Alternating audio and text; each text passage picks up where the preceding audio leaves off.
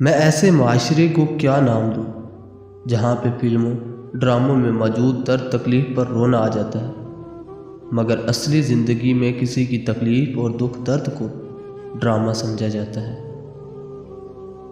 اگر اللہ نے وہ لے لیا جسے کھونے کا تم تصور بھی نہیں کر سکتے تھے، تو یقیناً وہ کچھ ایسا بھی دے گا جسے پانے کا تم نے سوچا بھی نہ ہوگا۔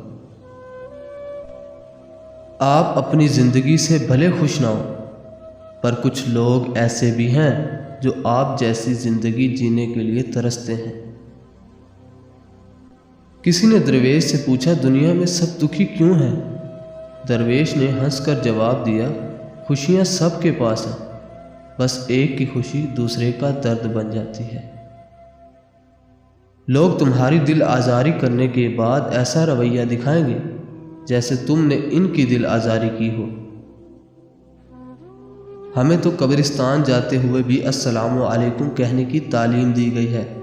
پتہ نہیں ہم میں یہ اناج، ضد اور بیوقوفی کہاں سے آ گئی کہ ہم زندہ لوگوں کو بھی سلام نہیں دیتے۔ گناہ میں لذت ضرور ہے مگر سکون نہیں۔ گناہ کا موقع نہ ملنا بھی اللہ کی نعمتوں میں سے ایک ہے۔ اگر عورت چاہتی ہے کہ اس کا شوہر فرشتے جیسا ہو تو پہلے گھر کو جنت جیسا بنائے، فرشتے جہنم میں نہیں آتے۔ اور اگر مرد چاہتا ہے کہ اس کو بیوی حور جیسی ملے تو پہلے خود کو نیک بنائے، حور شیطان کو نہیں ملتی۔